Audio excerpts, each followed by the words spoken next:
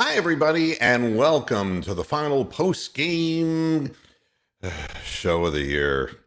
The final score, I don't even remember Who what the final cares? score was. The Cleveland Browns won the game.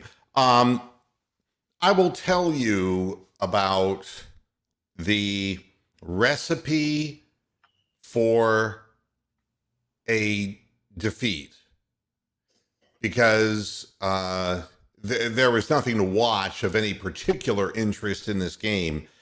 And I'm looking ahead. There's no reason to look behind at the season that we had.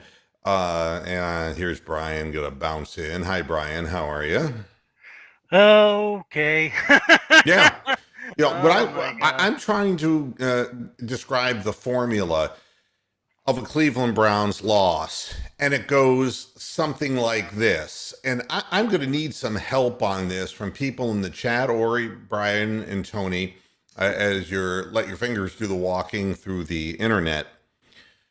The Cleveland Browns at the end of the first half had a chance to go up 21-7 and ran a play where Austin Hooper was wide open in the end zone, and but he wasn't looking for the pass, and Case Keenum threw in a ball that was deflected and it was intercepted, and but everyone was soothing themselves with the good news is that the Browns were going to get the ball to begin the third quarter. The Browns get the ball in the third quarter, and what they proceed to do is After on a nearly giving it away on the kickoff reception, don't forget that. 3rd and 7, they run a draw play to make sure it's another simple 3 and out, so that now the Bengals defense is hyped up and their offense comes out and immediately starts moving the football. And this is the formula for Kevin Stefanski. This is not, I mean, we can discuss wide receivers. We know where there's weaknesses on the team positionally. The real weakness is with the head coach. Even if we had gone ahead 21-7, he still would have come out conservatively to run clock in the third quarter. But because Case Keenum threw an interception that handed the ball game back into the realm of the Bengals possibly winning, he made sure that the first thing he told Case Keenum was, don't turn the ball on third down, we're running a draw play, and we're going to depend on our defense to win this football game. Don't throw it. Now, this is where I need help. Was there a single pass in the second half of this football game that the Cleveland Browns threw that traveled in the air more than 10 yards? I didn't see one. You know, I'm the 22-yard pass play was basically a 1-yarder, right. 1-yard completion, and then a 21-yard run. And the dump off to Demetric Felton. But there was not a single downfield pass attempted by the Cleveland Browns in the second half of the game. And the funny thing to me is the people at Cleveland.com have the nerve to say that Baker Mayfield lost confidence, Baker Mayfield this, and they never bring up Kevin Stefanski because, you know, they're in bed with the organization. And the organization's in bed with analytics and in bed with Kevin Stefanski. But this is exactly the same pattern and formula that has lost us all the close games this year. We become like a turtle and we put our heads inside of our shells and we hope that the clock is going to run down, that we're going to have a chance to win. And once again, it damn near happened. I mean, Harrison Bryant, I don't know, we trying to short hop an onside kick, and, you know, that ball could have easily gone into the Bengals' hands, and I'm telling you, the Bengals would have won the game. So I don't consider this a win. I'm sorry. I don't consider this a win. I don't consider anything that Kevin Stefanski does a W on his ledger as a head coach. He has to go, but he won't go. Not until he's totally turfed the confidence of the team. He's totally lost Baker Mayfield. He's totally lost Jarvis Landry, until he's totally lost Nick Chubb, until he's totally lost Kareem Hunt. Then they'll fire him. And then Jimmy Haslam will be saying again, I don't know what to do. I don't know what to do. Maybe I could write a check that, of course, I'll never deliver. This is a problem that isn't going to go away. And all it's going to take for me next year to terminate all of my Browns halftime, postgame, all of it, just to get rid of it, is to witness one more time coming out of the half with a lead and going soft and conservative. And I can't believe what I saw again today. A draw play, 3rd and 7. That's what the team talked about at halftime. We can't afford that turnover. Can't afford that turnover. And look at what the team's turned into. A bunch of Keystone Cop, bumbling fools. Donovan Peoples-Jones, who shouldn't even be returning punts because he's not elusive, getting stripped of the ball. And the referee's desperately trying to give it to the Bengals. And then Harrison Bryant turning into a bumbling guy on the hands team by not being able to recover an onside kick.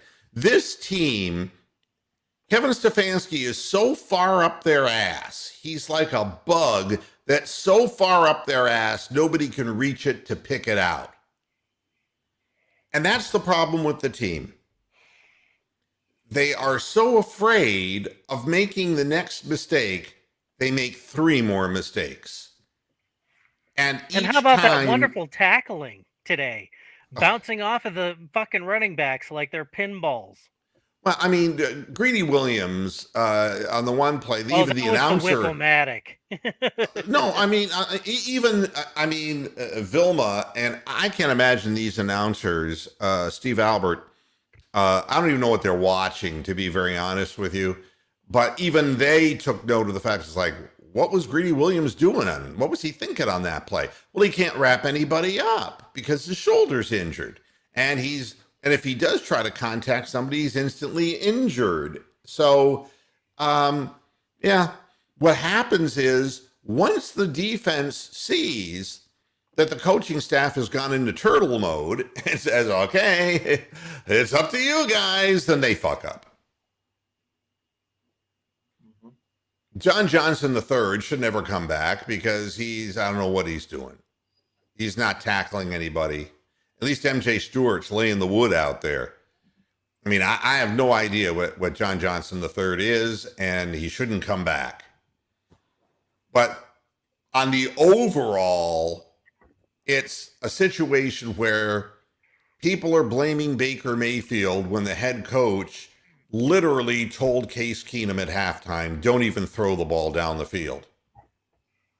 Are you trying to tell me that this is the way to foster any confidence on offense with any quarterback that you bring in here? And I guess that's what it all comes down to me, is y'all can talk about the quarterback all you want. By the way, Mary Kay Cabbage Cunt puts up that Baker Mayfield is going to be the quarterback next year. And, all of this talk that has resulted in death threats to Baker Mayfield, every internet show of which I'll even call Derek Frisbee out on, doing a heel turn on Baker Mayfield. And this has nothing to do with whether Baker Mayfield is the guy or isn't the guy. what this is all about is lying on podcasts, lying on the internet, the press. This is all about, well, I've got this inside scoop that says that Baker Mayfield is laid down his demands and either they step in line with his strengths or, he's going to look to go elsewhere. And then you find out that he had an exit, interview and that he's going to be the quarterback next year. What is the point of all of it? The point is simple. If I were Baker Mayfield and I was sitting on this island, hey, I'm waiting to get my surgery, and I'm watching Case Keenum out there, and it's like, I would just be, and you saw him on the sideline shaking his head. It's like, it's the same thing I'm putting up with, Baker's thinking. It's the same goddamn thing. The game can be in my hands, and they take it away from me. And then, if I make a mistake, it gets magnified 300 times on media.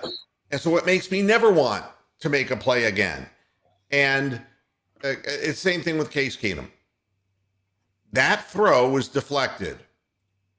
I don't know why Hooper wasn't turned around looking for the ball, because everyone went and left the back of the end zone wide open. I think that was a pass actually intended for Bryant, who is at the front of the end zone. Well, I do believe the throw was intended to go to Bryant. The problem is that the ball would have been behind him. If you look from not the deflection view, because the deflection view it was a good view of seeing that the ball was deflected by the defender, there would have been no lead on that pass, and Harrison Bryant wasn't open, not anywhere near compared to what Austin Hooper was. But you see, nobody, I feel like nobody wants to believe what I'm saying, but I feel the same way that nobody wants to believe anything in America anymore. They don't want to. Nobody knows the troubles I've seen. No. Nobody wants to know nothing except whatever their feeble beliefs are. And they want to believe that it's all Baker Mayfield, and they want to believe whatever stupidity they want to believe. But in the end, they would have said, another deflection on Baker. He's too short. And that's Case Keenum who threw the ball. And who's really don't. Who's 6'1", by the way. Yeah, and I don't understand why the proper people don't get the ball, except after watching it now for 18 weeks. The reason is because there's a designated receiver on every play, a hot receiver. And if he doesn't get the ball, the quarterback either gets sacked or throws the ball out of bounds. Baker Mayfield got to the point where when the primary hot read wasn't open, he'd throw the ball away.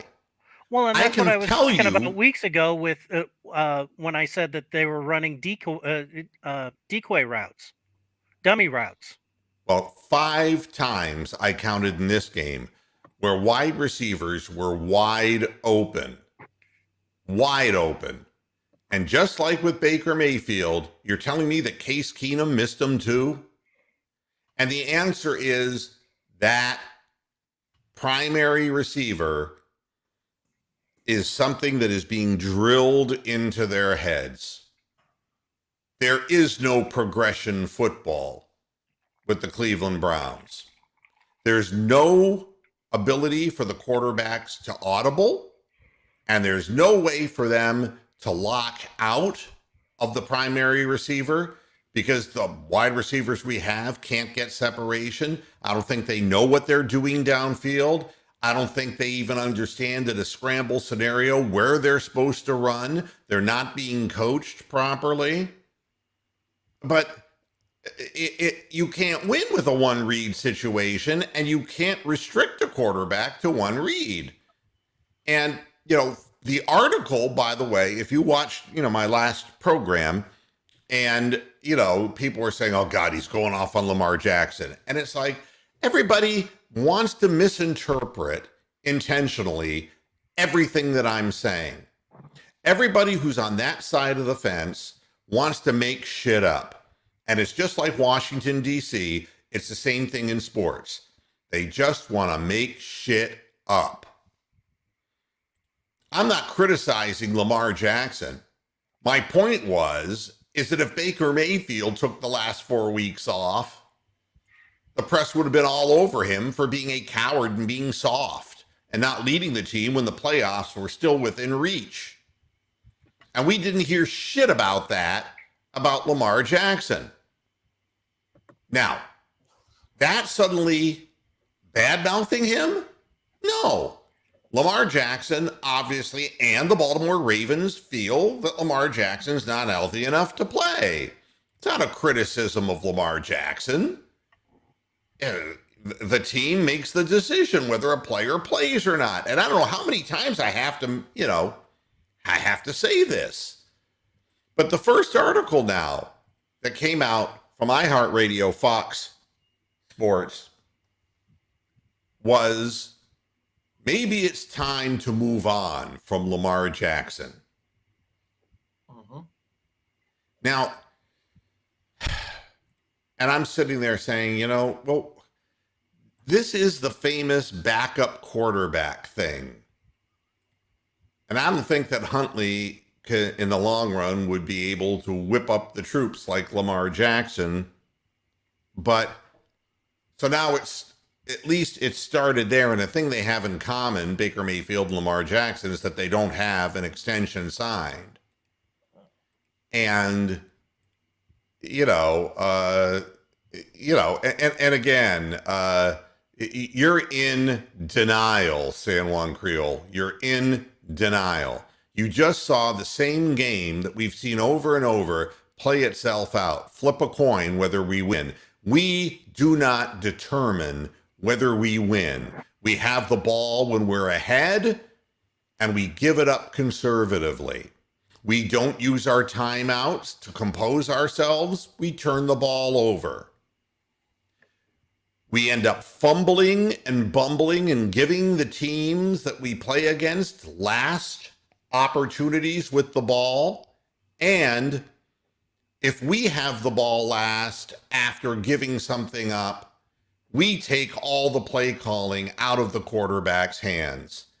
What sucks is you for believing this nonsense. Baker Mayfield sucks. You suck. What do you do for a living? How much money do you make? How successful are you? How many wins and losses do you have?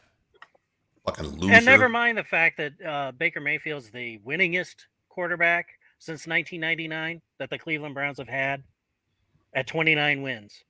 So, but hey, let's go back to the fucking shitty ass days of Deshaun Kaiser and Cody Kessler and Hogan and all these other fucking useless a-holes. Let's go back to that. And Rick May is pointing out that Fangio was fired as Broncos coach.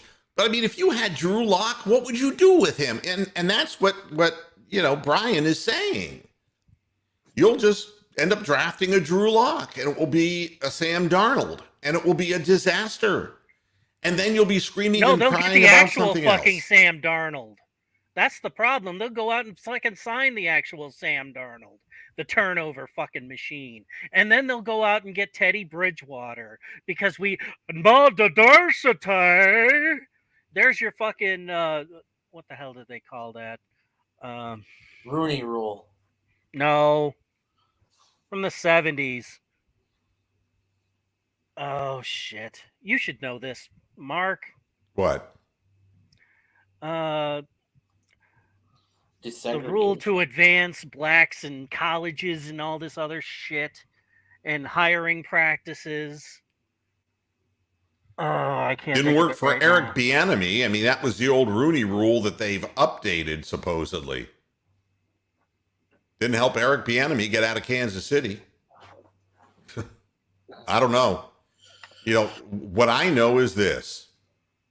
They keep statistics, Baker Mayfield, the most interceptions, and most batted down passes, all of that. I want to see the statistics of coach who coaches his team into the most close defeats. I want to see statistics on coaches and what they do when they're ahead with the ball. And I want to see that broken down statistically with analytics. My eyes don't lie, and my brain is too sharp. I'm seeing the same thing. It doesn't matter who the quarterback is. The coach is bad news. Not only does he consistently leave points on the field, he leaves timeouts on the field. And he falls back onto the post-game out. Well, we didn't win the battle. We didn't win the turnover battle. And he comes back with that shit and puts more fear into the players. This team would be far better off without him. Little worry wart. Bad coaching. Just bad motivational guy. A negative thinker. A person who is, and I have never gotten into people who don't encourage players. They try to encourage players by pointing out the mistakes that they make over and over again, so they make more of them. But like I said, Stefanski's not going anywhere. But this is what I said about Hugh Jackson in the beginning. I told Cleveland fans, you don't want this guy. The guy was bad news in Oakland. He was terrible. He's a dissension-oriented person. And everyone said, oh, no, he was 8-8. He had a 500 record. That was in the days when the Browns fans were happy with 500, by the way. Browns fans are full of shit. Half of them are full of shit. They don't even deserve a football team. The fucking team should never have come back for people like you. The reason I was down on Hugh Jackson wasn't because he was 8-8. It was because he had a nonstop war from the minute he was hired because he wanted more power and he and the GM got into it. And it's no different than what we saw on Hard Knocks when he was immediately getting into it with Todd Dorsey and he was immediately getting into it with players. I mean, why do you think Baker Mayfield handed him the ball after defeating his sorry ass? Because he's a jerk. You wait till he gets to college. He thinks he can push these kids around. It ain't going to work out that way. He's not going to some winning program. Hell no. Not going to be able to get over it.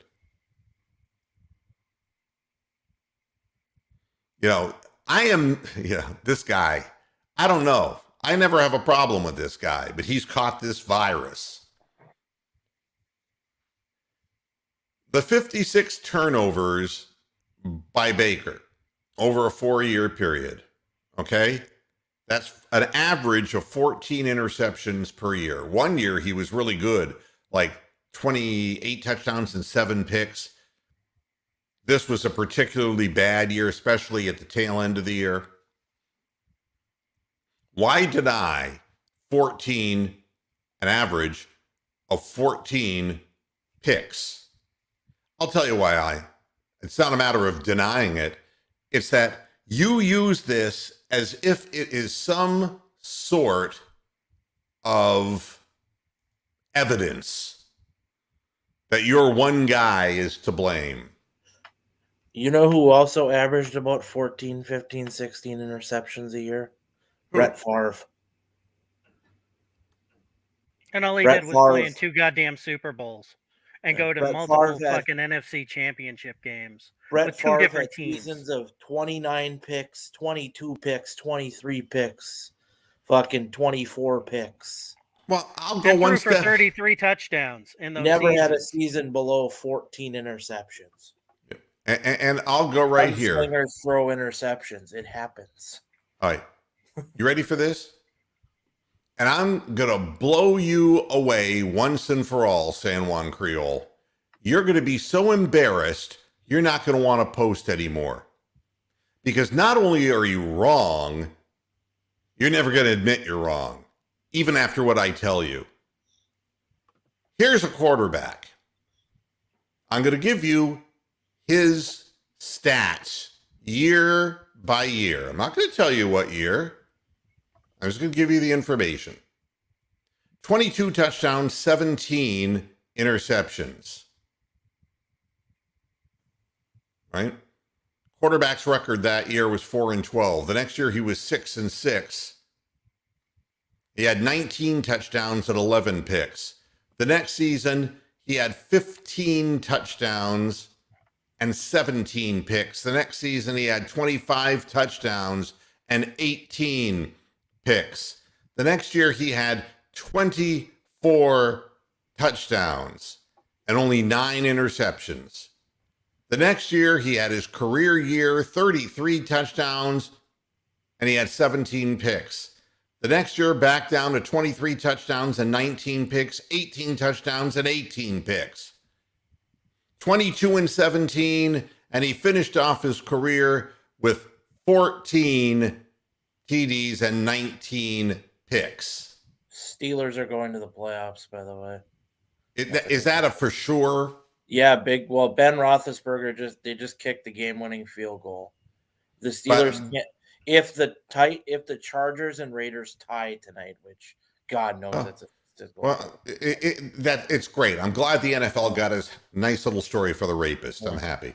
All right, so I'm not done with San Juan Creole.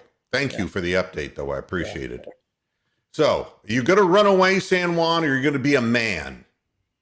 I just gave you the statistics that are worse than Baker Mayfield's. And by the way, I'm going to add something else on top of it. Here's his pass completion percentage.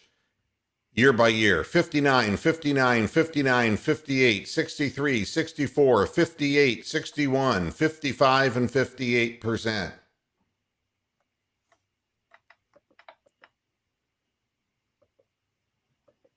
Great stats, he says. You're an idiot. Get out of here. I'm bouncing him. Bye-bye. Jim Kelly. Kelly.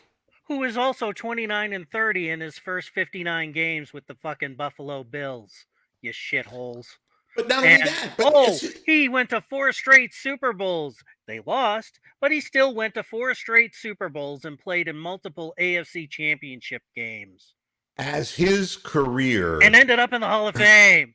He had one year where he threw more than 30 touchdowns, and he never threw more than 25 in a season thereafter. The man averaged 17 interceptions a season, and that was with one less game than what we play now. And that's a lot of those years had Thurman Thomas in the backfield. I'm sorry, that's 3 games in some of the seasons. I guess not. It would be 1 game difference. So, and by the way, San Juan Creole, you're in timeout. That means take some time and think about this before you post this shit. You got 5 minutes of blockage. You got a lot of blockage in your brain. Great stats. They're the same stats. How can they be great stats for one guy and the guy you don't like, they're lousy stats for? Nobody playing for this head coach is going to succeed. Don't you understand?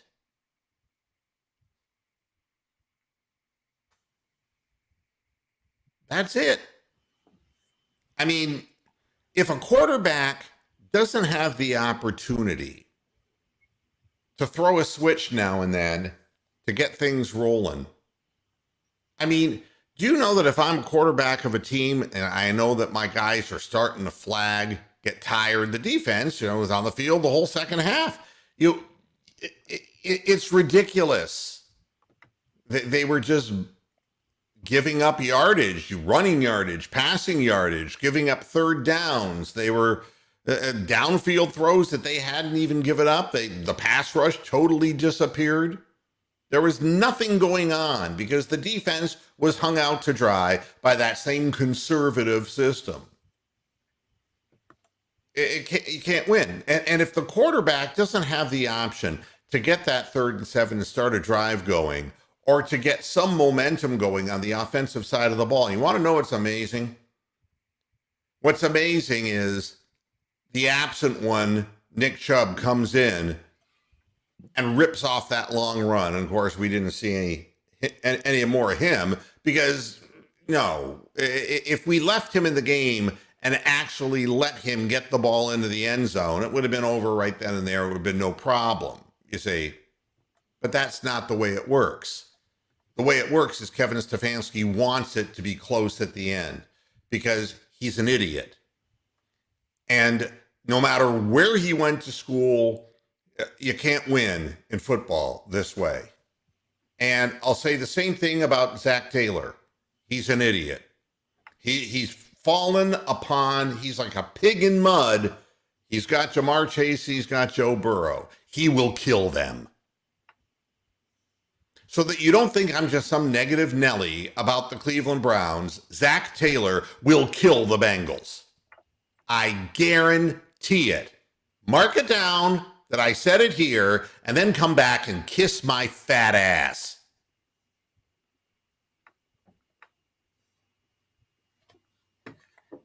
You know, I just, and I would agree. So why put him in at that moment of the game to have that long run? And you want to know what the reason was?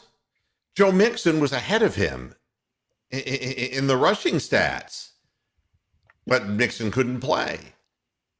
Getting him that extra yardage might very well have won him the AFC rushing crown. There's nobody in charge here, at least not anybody sensible. But it will tell you that that's what they had to reach for to get enough spirit on the field, was to give the ball to Nick Chubb, who really is the heart and soul of the football team. Not Baker Mayfield, it's Nick Chubb. And for all you think that I'm some kind of a Baker Mayfield fanboy, I'm going to say the same thing to you that I say to everybody else. I am vaccinated, both shots, and I got a booster. And yes, I know I can still get Omicron.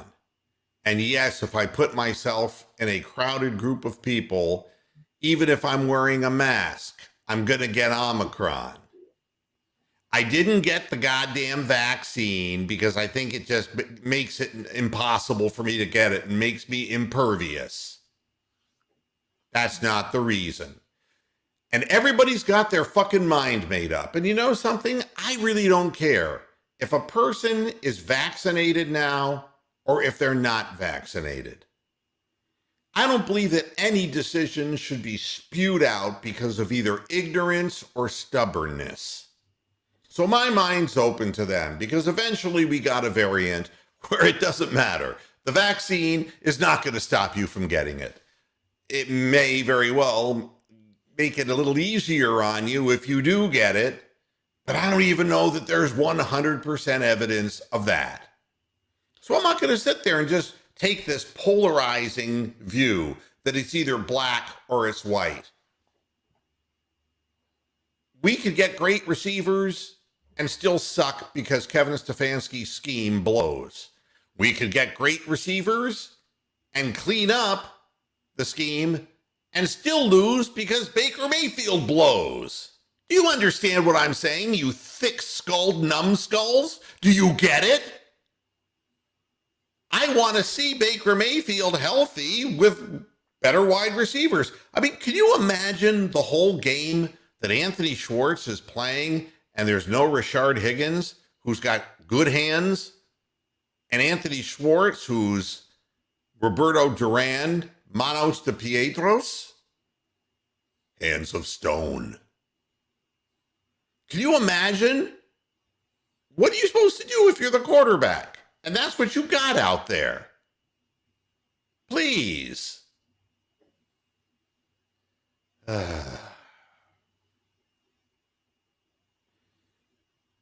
know, and that's the whole thing.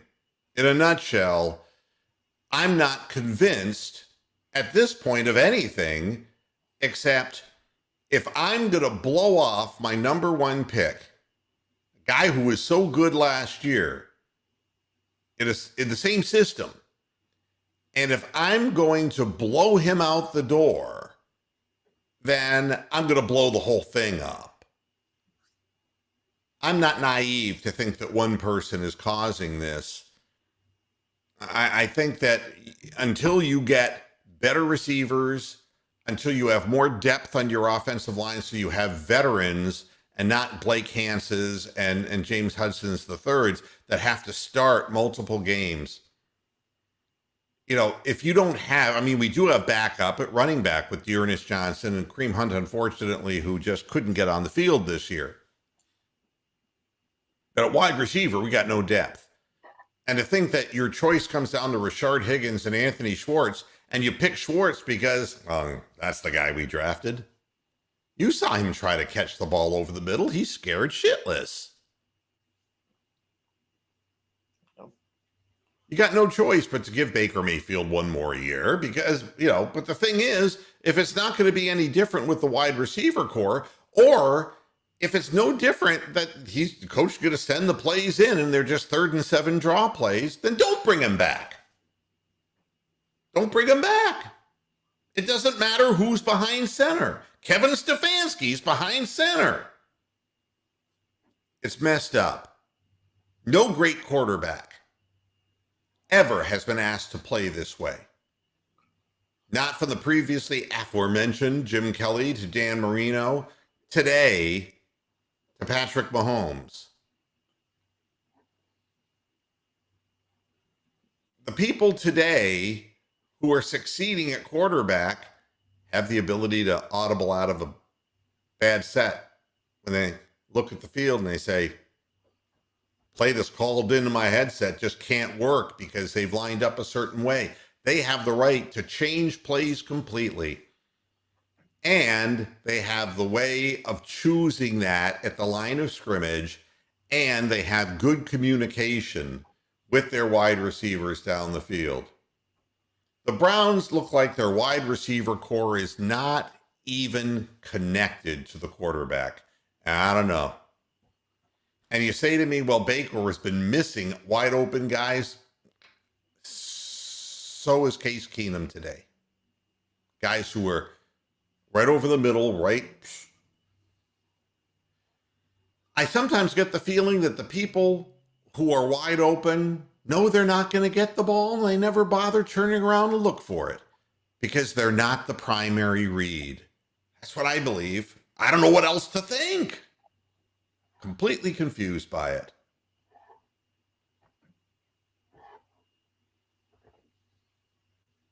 And here's Cheetosh. Let the faithful fans enjoy the victory. You enjoy it. I don't enjoy that.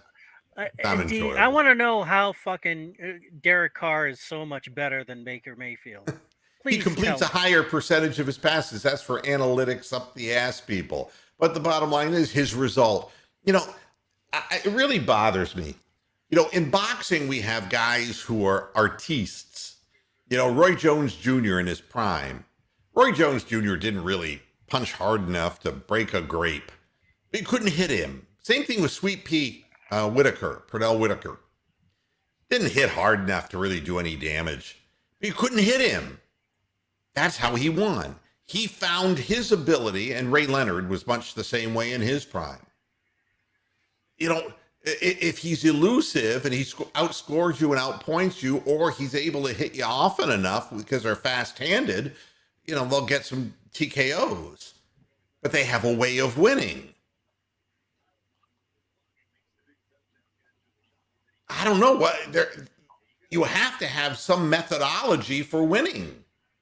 Having a strong arm doesn't matter if the coach shuts down all pass plays coming in from the sidelines that are over 10 yards down the field. What's it matter? At least for the primary receiver. That's like telling Mike Tyson to go out there and dance. I mean, it's just stupid. It's not even acknowledging what you have and what you don't have. And you're absolutely right, Brian. It's like, I would be deflated if I were a wide receiver in this scheme. And the reason, now it's clear. Now it's clear. OBJ was not just this terrible victim. He was no different than any of the wide receivers who play on this team. He complained that he was open on plays, and he was, and he didn't get the ball thrown to him. And that's the play coming in from the sideline. He wasn't the primary receiver. His beef wasn't with Baker Mayfield. His beef in the end with him and his agent was with Stefanski and the offensive scheme. That was his problem. He wasn't being targeted. Do you know what that means? That just doesn't mean they're throwing the ball to you. That means that you're a primary receiver at a play. He wasn't the primary often enough for him to feel that he could make a difference. And I'm not siding with him. I'm stating just so everybody understands the complaints he has. The other wide receivers have the same complaints. It seems like the only time that Matt Hooper is thrown the ball is when he's got two guys draped on him. He's wide open to the back of the end zone. He's not the primary. And it's almost like the defense says, fuck that. We know he's not the primary, so he's not going to see it. Guys are wide open all over the field. A good offensive coordinator utilizing even this system, but who is willing to accede to the will of the quarterback in certain situations, we'd be scoring 30 points a game. We wouldn't be having this problem. He will not accede anything to anybody. He is the problem. Well, and I think this is a lot of the reason why you see Mayfield pressing so much to try and get balls down the field, to try and beat double coverage. Because otherwise, you have nothing. You have 8 guys in the box to stop the run. And we saw today, how many negative and 0-yard carries did the running backs have? Didn't matter whether it was Nick Chubb or if it was Johnson. Yeah. And Mark Lewis is bringing something up. Before I comment on your comment, Mark, we had another 4th and 2 in the red zone at the goal line. And we start out with Dearness Johnson out, not wide, but more in a inside receiver position. Then they moved him into the backfield. He had nothing to do with that play whatsoever. The ball's thrown behind Donovan Peoples-Jones, and it wouldn't have mattered anyway because the ball went through his hands. Okay? And the pass was 1 yard outside, not inside the goal, but outside. So that if he would have been hit immediately, they would have stopped him. Just like they did to Jarvis Landry on that 3rd down play, I think. Yeah. I mean, you don't get to the chains or you don't get to the plane in the end zone, it's never going to be a touchdown. But what in the hell's Dearness Johnson in the game for? He just lines up in the backfield and he's picking his nose. He looks like he's going to be a receiver, then he just goes back. And the funny part of it is that, and I wasn't sure that Demetric Felton was really even still on the team, but he early in the game got a look. And then the quick dump off, which was in and of itself remarkable. The 3 guys on the left side, we've seen this same set 48 times this year.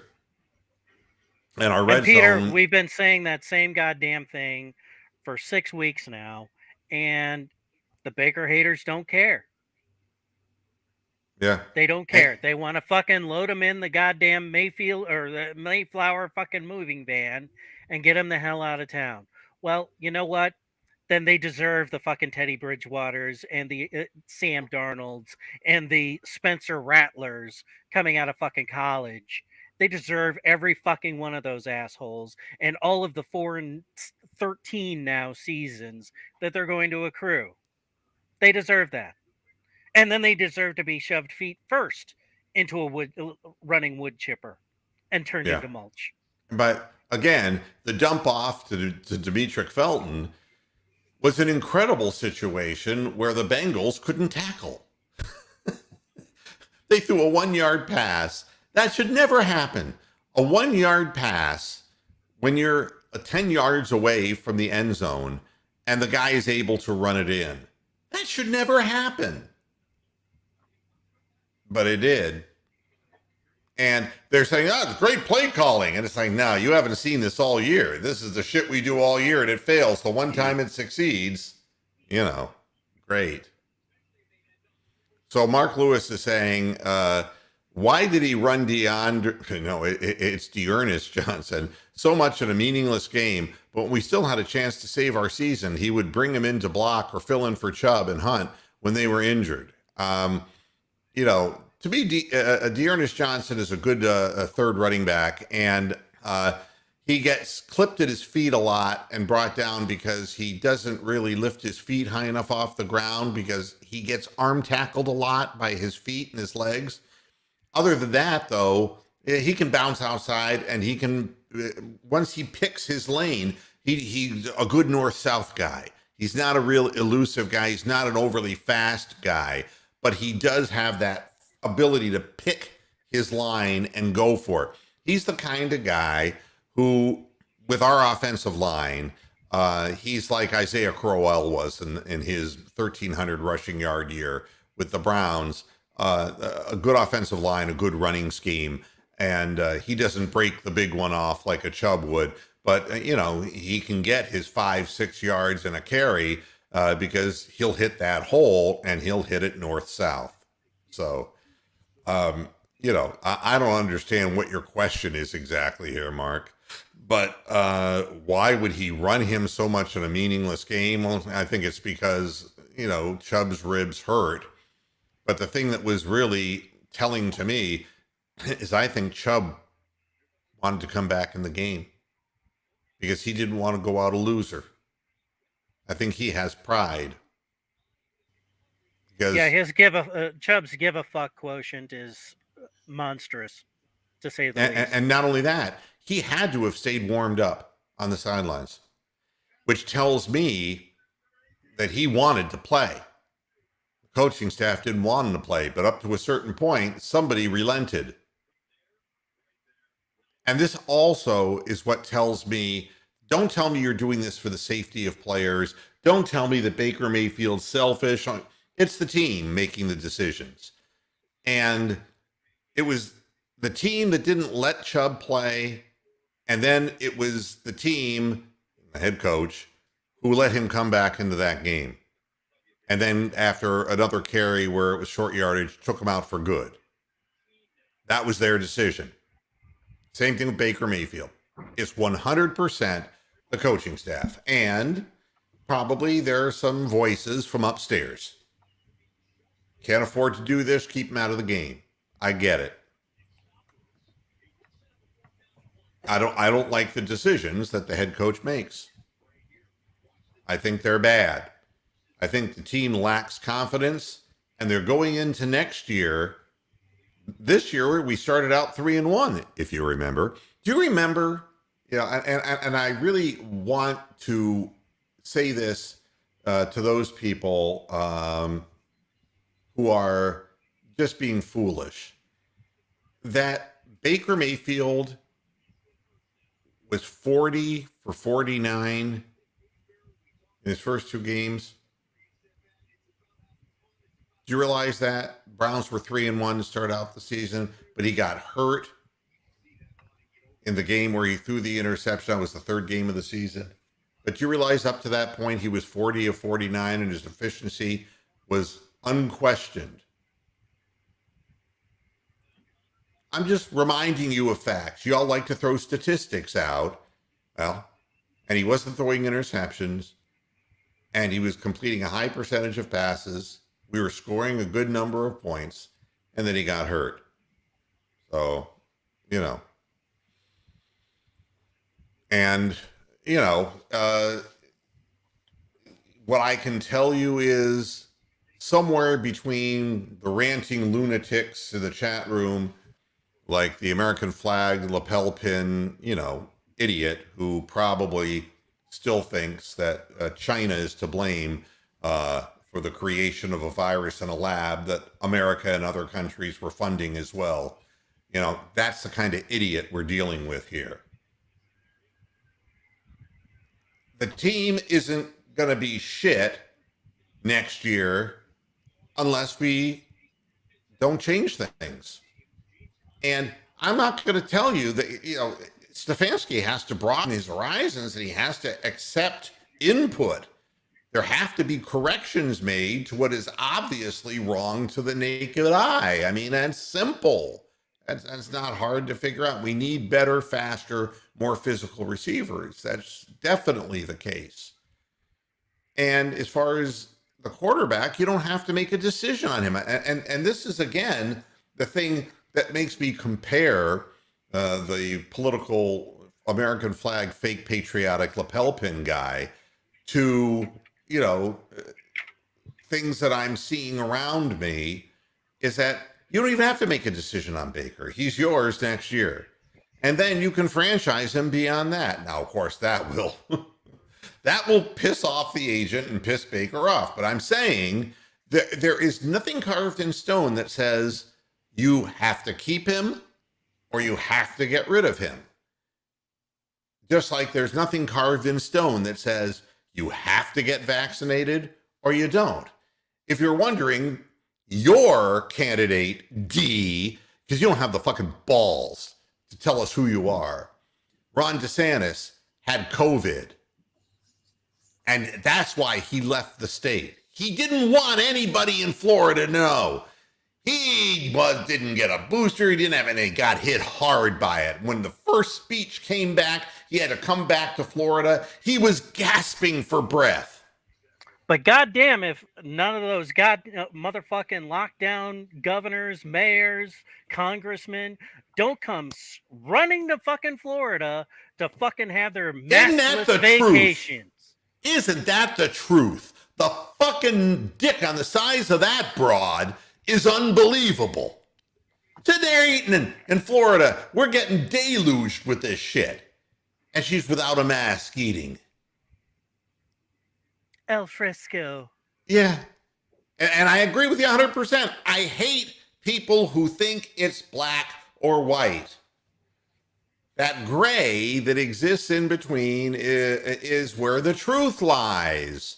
And I'm not going to make a decision on Baker Mayfield when he had 3 and 4 concurrent injuries. And I'm not going to make a decision on him based on one good year where we got into the playoffs and we won a playoff game that was gift wrapped to us. And when we played a whole season with no stadium noise. I want to see Baker Mayfield be the 2020 guy in a stadium full of noise instead of going like this and telling the crowd to shut up. You know, I want to see that guy in the way football's always going to be played, which is in filled stadiums. My God. Eating Denny's like Stefanski. Yeah. That is a funny fucking comment. Yeah. It's you know. Oh man. You know, the fact of the matter is that, you know, I live in a state, and the state that I live in voided 1 million rapid result tests, let them expire. And now, when those things are needed, they were destroyed. That's the state I live in. And I don't care if he's a Republican, if he's a faux Republican, if he's a patriot or a Democrat or a far left socialist. I don't give a fuck what he is, man. I mean, you know, you're either part of the problem or you're part of the solution. I want to be part of the solution. And Baker Mayfield's going to have to prove, in my vision and eyes, that he's capable of delivering another 2020 kind of season, but in the real NFL before live crowds and with pressure on him. He's going to have to prove to me that he can keep his footwork secure. He's going to have to cut down the interceptions that he throws. And also, at the same time, the playbook has to be opened up so that there are receivers who can get downfield and spread the field. Way too congested. And it will end up. And I think the congestion of the field, if you're running 3 wide receivers all within 15 yards of the line of scrimmage, and they see that and they back off the run, they're going to bring pressure on you. There's a greater chance for deflections. There's a greater chance that these men are going to be covered very closely, and that will always increase the chance of interceptions. I think the interceptions can decrease if you have more open space in the secondary for your receivers to work. I don't think it takes a genius to figure it out, but I think it takes a genius to put together an offensive scheme, and we don't have one right now. So,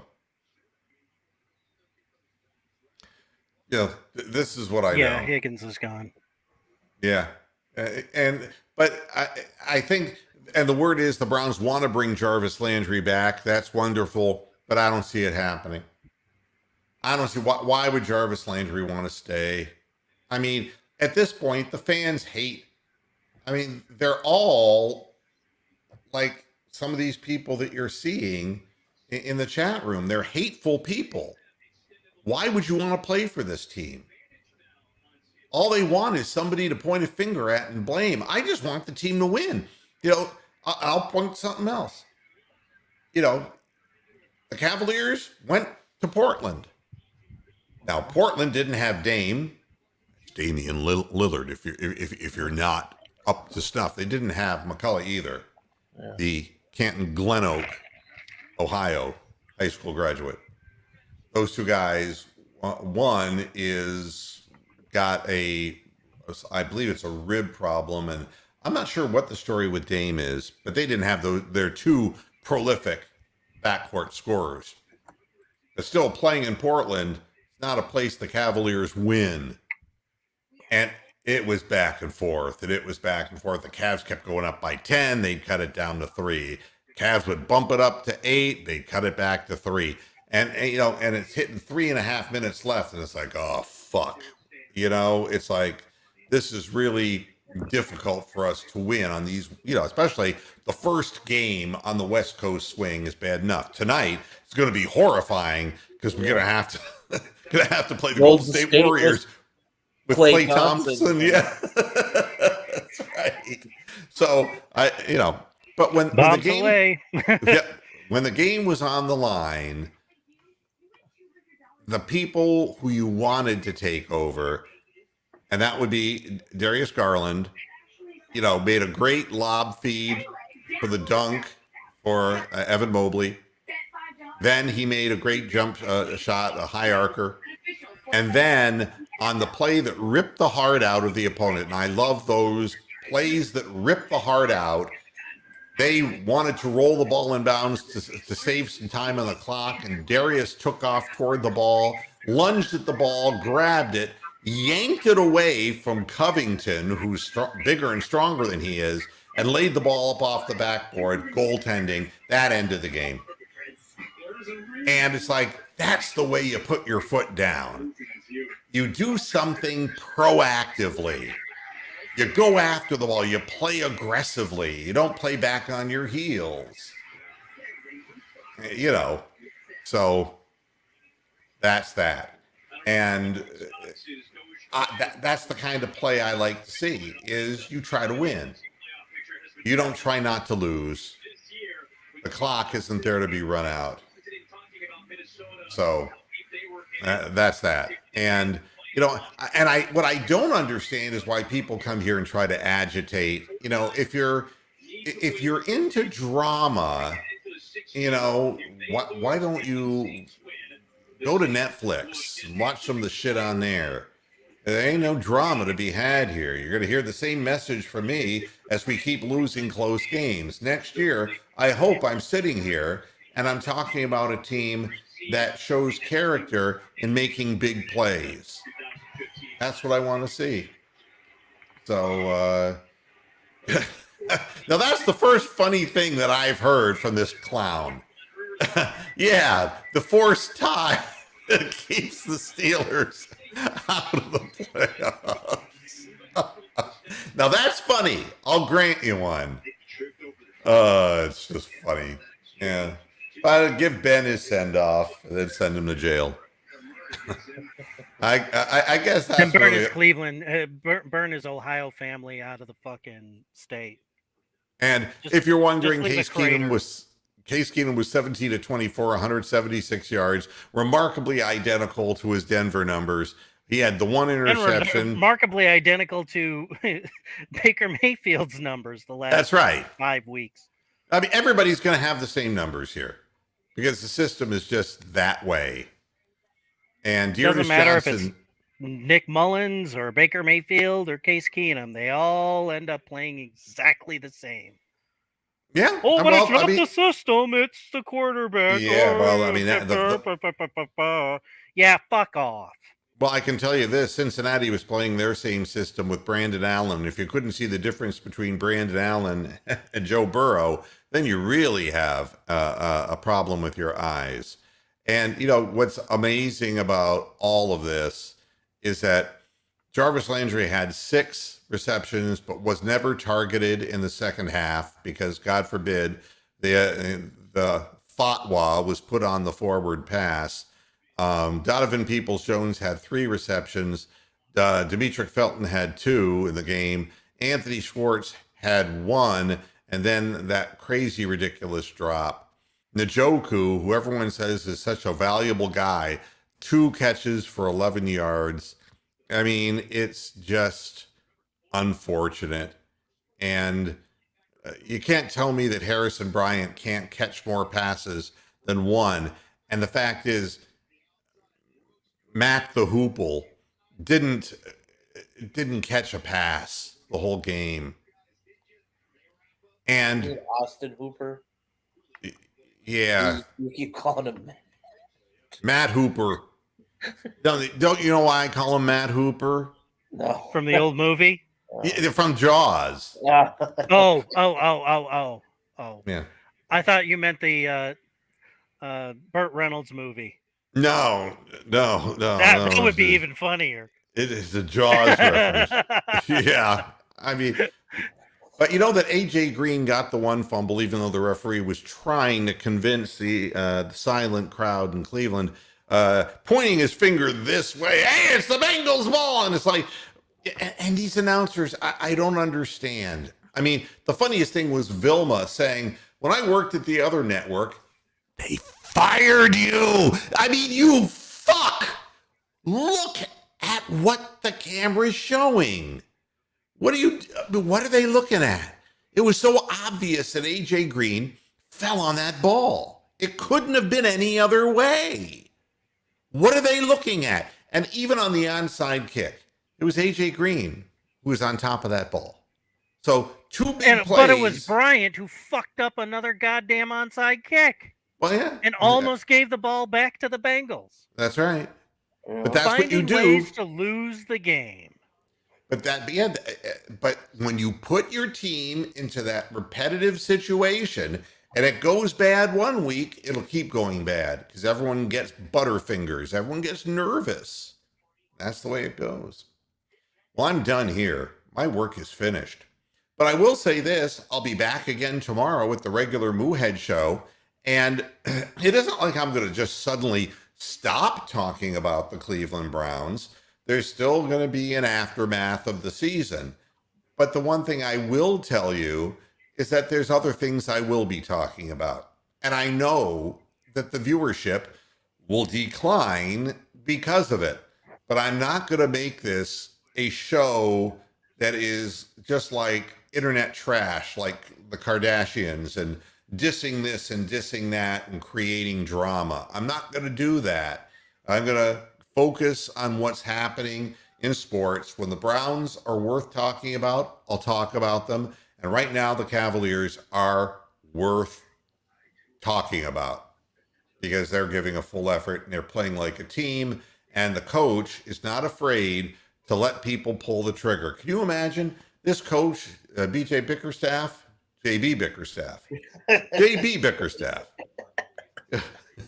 BJ, is allowing Jetty Osmond to take important 3-point shots. Who'd have thunk? I mean, but, Jetty Osmond, when he's not handling the ball, when he's handling the ball, he's Jerry Lewis. Hey, ladies! And he's all over the place. Freud Lavin. Yeah. But spot up. Get him to a spot up and he can knock down the shot. And so we're starting to use the pieces a little better. That's all we need to do with the Browns. We got to get some new, shiny, fresh, fast pieces. But we got to use the pieces that we've got better than we currently are. So, and Peter, you might be right. And what you're going to get would be a backup for the guy who played today. All right. And Peter's saying, we're going to draft a quarterback in the second round. That's all well and good. He ain't going to start. Who? They're all going to be garbage. Don't you Yep. understand? It's the next Cody Kessler. That's what you're going to get in the second round. Yep. That's if exactly you're not picking in the top 5, do not draft a fucking quarterback. Well, I think people are resentful. Cincinnati got Joe Burrow, and it looks like he's the real deal. But just hold your horses. One big hit to his knee, and that's all gone. All gone. And this is his big breakthrough season. He's taking a lot of other hits, too. So that's going to be cumulative damage over the next 2, 3, 4 years if they can't get the O-line sorted. Yeah, and we'll see. He's had his big year. Let's see if he follows it up with another big year. I mean, it's true it's not what have you done for me lately. It's consistently what you're capable of doing. If we would have bought the narrative, then Lamar Jackson would have won the Super Bowl by now, but it hasn't happened. And in fact, because of injury and because of his coach and some questionable decisions, he's regressed. He has statistically regressed. You just don't know. And so that's kind of how it goes.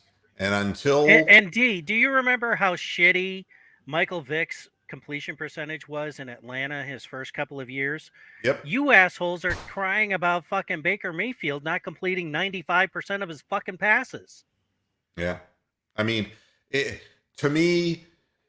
There's so much work that has to be done, but the only thing Stefanski and I would agree with is that it's not an impossible thing to do. The way we differ is he thinks that it's by continuing to pound the same nail in with the hammer. But for me, it's getting the players to understand, okay, I'm taking the thumb off a little bit and allowing real this goes much faster with a nail gun. I'm going to get a real coordinator offensively, and I'm going to get a real wide receivers coach, and we're going to work with the guys, and we're going to give the quarterback in his 5th season and his last chance to prove himself an opportunity that he can make this thing hum. And if he doesn't do that, we give him that opportunity, then he's not our guy. That's all. It's very easy. Because it's just 1 year in the great scheme of things. And quite honestly, we've waited a lot longer than that. So everybody, thanks a lot for tuning into this edition of Moohead Radio. Back again tomorrow, 6 p.m. Eastern Standard Time. Until then, hasta la vista, Pastor Heads. Enjoy your victory. Good night.